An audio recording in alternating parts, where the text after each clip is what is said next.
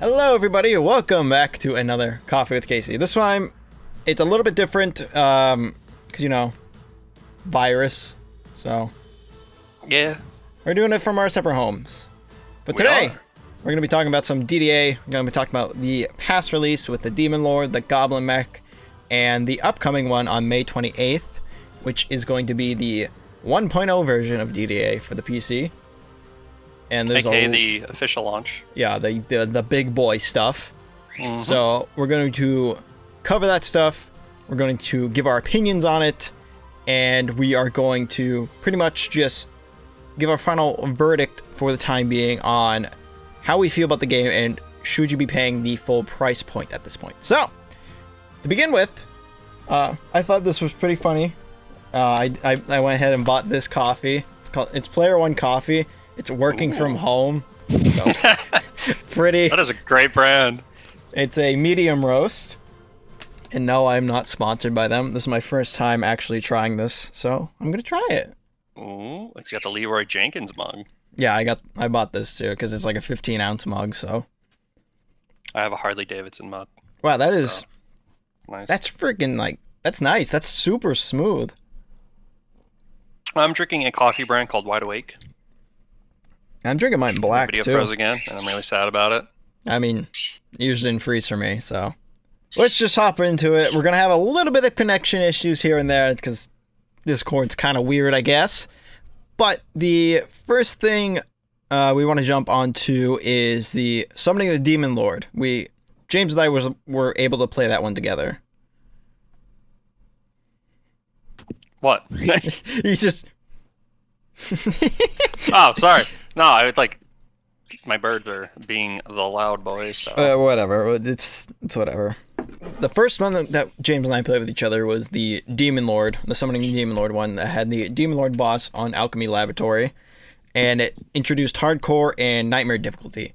Our experience playing that one, it almost went really bad when we fought him on nightmare. Oh, the Demon Lord for the first time. Yep. Yeah. I think we were on hard actually. Were we? First time. No, we were on insane. We weren't on nightmare. Oh god, we didn't even do nightmare. We did insane. No. Oh gosh, and there was like a buttload of ogres just piling up on one blockade. But he was definitely tough. The fire ability that he was doing, that he just summons it from the ground. It goes into like a circle or a trail, whatever it is. That just destroyed us. Absolutely destroyed us. It's true. It was. It wasn't a good time at all. Thankfully, we didn't do hardcore mode.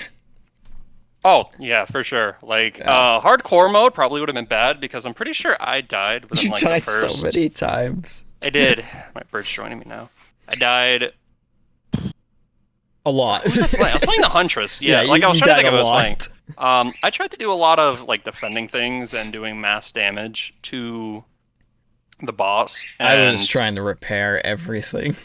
Yeah, Casey was playing, I'm pretty sure, Squire, so he was tanking a lot, which was good because we needed it, but I think when his health got to 100k, it was either 100k or a million, we ended up losing, which was really frustrating. To do all that work and grind it out, and then... I thought we beat it first time. Did we beat it first time? I'm pretty sure we did. I would have to see if the VOD is still there, but I'm pretty sure we did beat it the first time. We barely did it, though, because he was starting to break through our defenses. Yeah, oh no, I think it was barely. Yeah, it was. Yeah. Which, again, thankfully, that boss was rough the first run around. And then after that, I want to say we started trying Nightmare. I don't remember if we did that or not, or completed it. We did it on, the deeper well. Yeah, we not the Demon Lord, but, we tried out the difficulty of Nightmare. I've definitely played a lot more of the Nightmare than James has. I've gotten a good chunk of gear. Compared to other people, I'm not super far in levels or anything like that, but no, I got some pretty juicy gear once I do get to those said levels. It's just the experience grind is just as brutal as ever as it was in the first game. Ooh. Yeah, the grind of the game right now is I haven't played anywhere near as much as Casey. Actually, I can probably pull up my specific hours. But Casey's definitely grinded a lot more DDA, which makes sense. He streams it, so Yeah. you'd expect somebody who kind of has a routine thing going to be playing the game more. But I want to see how many hours I got to. The big reason why I haven't played, I have played 42 hours. Those I'm are pretty sure rookie yours numbers. are tripled. You Yours gotta- are like tripled my numbers, so. Probably not tripled. Because if you go 8, you have at least over 120. You're definitely tripled. Oh, for sure. But the main reason I haven't grinded a lot of the game is you like to get good gear and everything. It's random. You kind of have to pick a map, go on Nightmare Hardcore or Insane Hardcore, whatever it is, and just kind of pray that you get the good stuff. And I have 163 hours. oh, you're quadruple. That's like, yeah, that's insane. But yeah, like like I can't guarantee anything. So I'm one of those people when it comes to grinding stuff, if I don't have a set thing I'm grinding for, I'm not gonna enjoy it. Yeah, like a lot of the when a I lot was of games when I was doing those challenge maps, not to interrupt you, but oh yeah, that's fine. I wasn't seeing any specific gear for like people's drops or anything. I don't know if they fixed that a little bit later, because I pretty much tried them when they first released, and then maybe like 2 weeks after they were released, and I didn't get anything that looked like it would be character specific.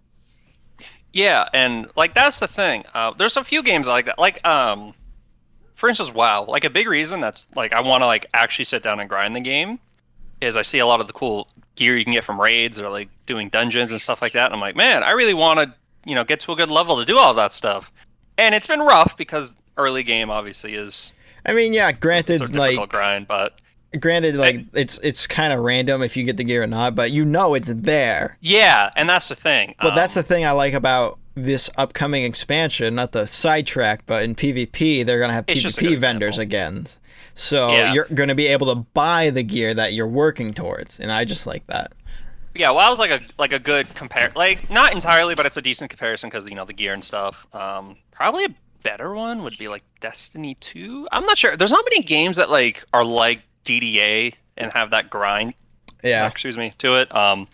But it's like the thing. Like actually, I have a good example of me actually sitting on a grinding stuff. So during the archive event for Overwatch, there was a skin for Ana. It was 3,000 credits, and for 3 days, I think 10 hours every day, I sat down and grinded tank on quick play to get the credits to buy the sniper Ana skin because it was 3,000 credits, and like because I knew I could do it by sitting down and grinding for it, I had a great time doing it. Like I had fun. Like everybody looked at me and thought I was disgusting because I spent that much time in quick play grinding for a skin, just one skin. I just need it.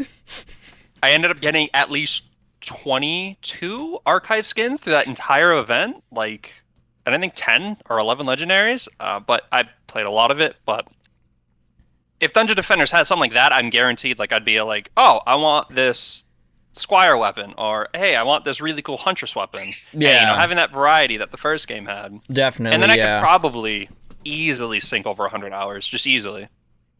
No contest. I'm pretty sure I don't have any information. I can't seem to find any information for this, but I'm sure Sherbert they're going to be adding that in, if not already did add it in, because I haven't played on it a little bit.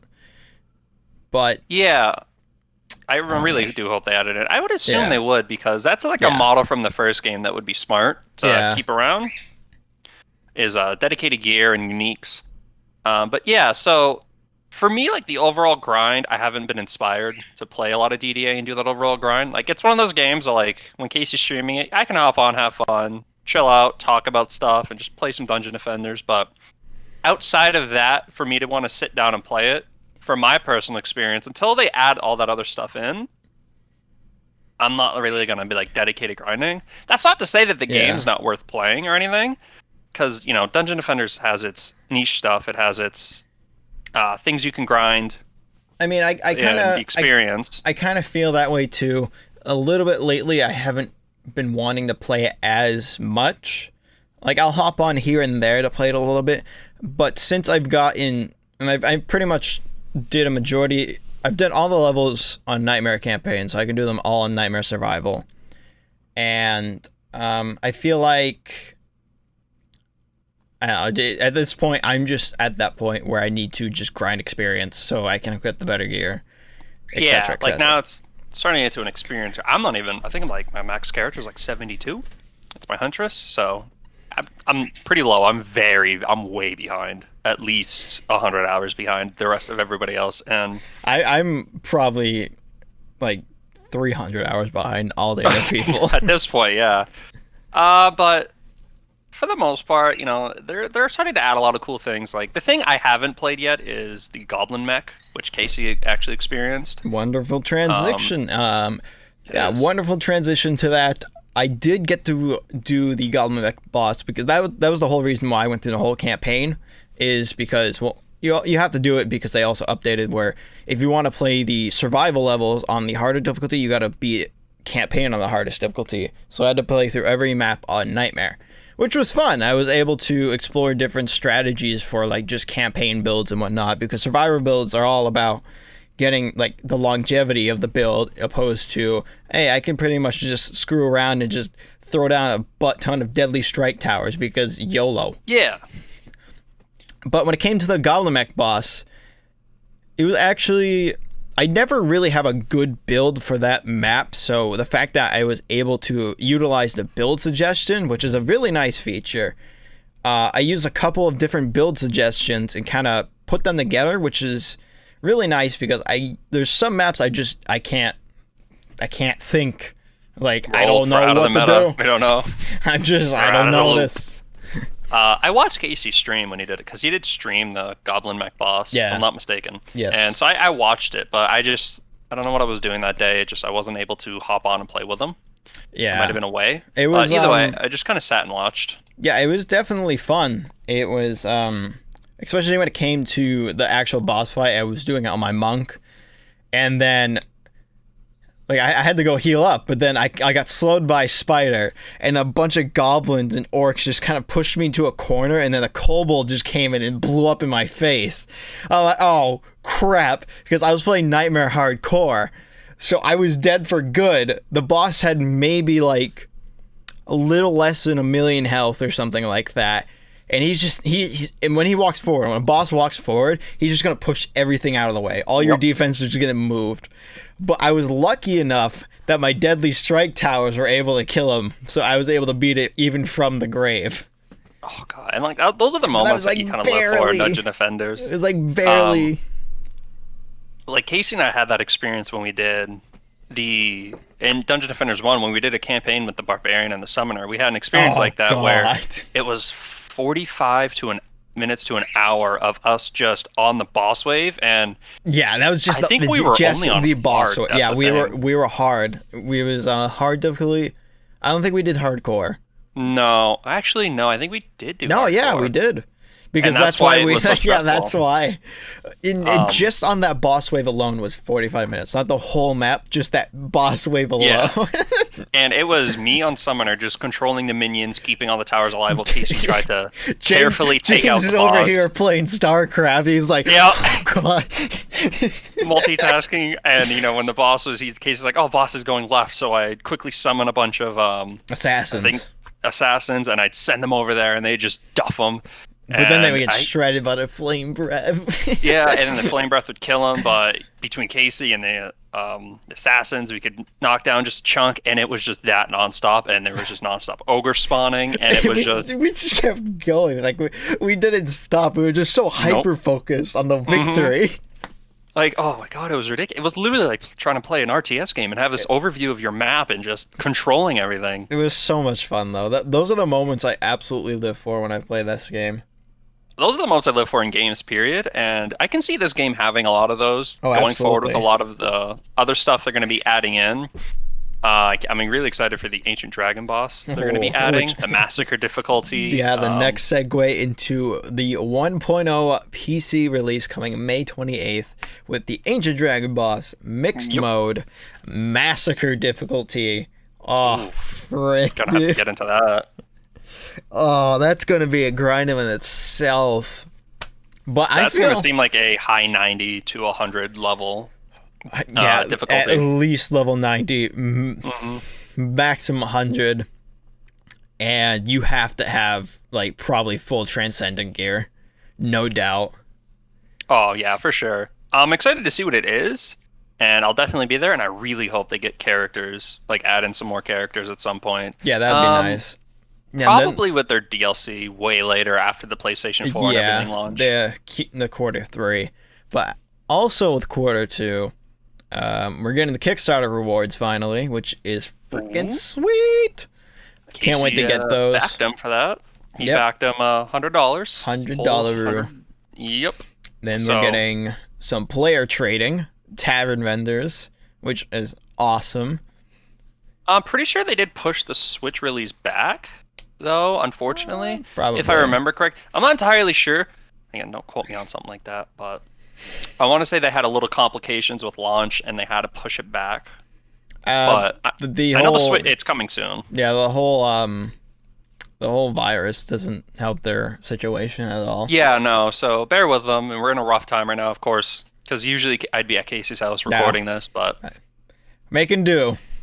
luckily for us, your boy was We have going to be streaming, technology. so I had all this stuff, I had a webcam, I had the lights, all prepared to get going, but everything worked out in the end. Yeah, absolutely. The other thing we didn't cover yet is they also added a few other maps from DD1, the Mage's Quarters and the Spires, which I'm still really enjoy them. They look fantastic, by the way. Absolutely fantastic. Oh yeah, they do. Especially, I think it was Endless Spires. That's one that was right before the final boss and the original, correct? Yep. Yeah. It looks so good. That was one of my favorite maps to do. It had one of the best challenges from DD1, which was where you played as the people attacking the crystals. Yeah, that one was super fun. As a reward. Oh yeah. That was like my favorite. The best challenge from that game. Best. That one and the Ogre Crush one. Those were the two best ones that I can remember playing because they gave you the Blasticus and the Fisto Pain, which were the best weapons at that time that I thought of when we played on Xbox. And then Mage's Quarters is it's Mage's Quarters. I love it. It looks great. It's a classic map, you know. And you there's can't go wrong with it. There's like a weird glitch too that Casey discovered one day when we were playing on stream, where if you dive into the lava and you're dead, and you're in that free roam camera. Yeah. If you can go underneath. Yeah, if you go underneath, I hope I can find some like footage of it from the past stream or something. If not, I'm gonna see if it's still there. But if you go underneath, like you drop into the lava and make sure you're just backing up, like backpedaling, drop into lava close as you can to the wall, because you have a really short respawn time, and then use the free cam and go underneath the map, and it's like a black box with like a character model in it and a couple items in there. It for me it was a huntress. I don't know why. Oh. It was weird. But it's just weird bugs. That cool little bug that he found in there. And I know everybody's been memeing on them for the bugs and stuff, but you still gotta bear with them. You still gotta realize we've been in early access for the past 4 months at the game. 4 months? We're in May. Start February. 3 months, because March, April. Yeah, give or take. You gotta bear with them though. They're working hard, and now we're in the middle of a pandemic, so it's rough for them. But you should expect a lot more changes to come. But the overall question that we keep asking at the end of these is the game worth the purchase price now? I would say with everything that they have added, I would finally agree that the $40, if you're new to the series, is definitely worth it now. Yes. I think it's $40. Yes, it is. Because people are up in arms about it when it was just like, here's this level. Well, again, this is early access. Early access. They've been very transparent about what's going on, and you kind of knew what you were getting. Yeah, like I understand a little bit of the frustrations in the beginning. You know, the character deletion bugs and all that stuff, and for the most part, they've ironed all of it out. Yeah. But yeah, no, the game is definitely worth $40 now. Especially with the 1.0 coming out. Oh yeah, when the 1.0 comes out, then you're gonna have a bunch of stuff. That's just like a slap, but like worth, honestly. But if Casey's hours of over 160 are enough, and he hasn't even been somebody to be grinding the game nonstop. He just grinds it here and there. But if he can find that much enjoyment, then yeah, this game's definitely worth $40 if you're gonna be a newcomer into the series. And if you've been a fan of the series, you already own the game. Let's be honest. Let's be honest here. If you're a fan, you're already playing. You probably already have 100 hours, whatever. Granted, I know there's some veterans that do complain about some of the stuff of it being a lackluster DD1, but you should also try and look at it as its own game. Yes, it's like DD1, but look at it as its own game right now, because that's what it's trying to be. DD1, like a great example of that came out. DDA is almost like Final Fantasy VII. Yeah, and a reimagining. It's what they kind of wanted to do originally. I think that's what they wanted to do originally, Final Fantasy VII, because the way they're going about it. But it's different enough to want to like engage you, but it's also it sprinkles in some of the similarities, like the old maps and the bosses and stuff like that. It's a reimagine. Granted, it's not as polished as something like Final Fantasy VII is, and that's fine. Well, they don't have. I don't think they even made $1 million. Let's be honest. Final Fantasy VII had years upon years to polish their freaking game. It's a AAA company with somewhere around there. Billions, at least millions. billions. At least millions. But. And they took a goddamn century to even. But. That's another game for another time. Yeah. But yeah, DD1 or DDA is a lot of the stuff that is promised, and it's looking like it's going to be even more with the upcoming updates. I recommend buying it. I'm hoping to get back into it with the 1.0 update that comes out.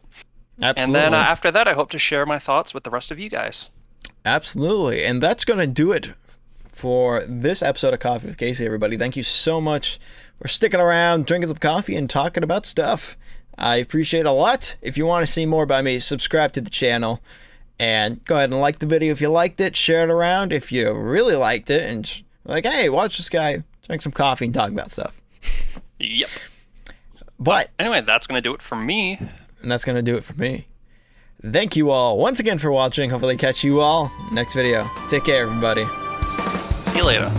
Thank you so much for watching the video. If y'all enjoyed it, don't forget to like it, share it around, and subscribe to the channel. If y'all want to see more about me, check out the playlist and the most recent uploads. Once again, thank you all for watching. Hopefully I catch you all next video. Take care, everybody.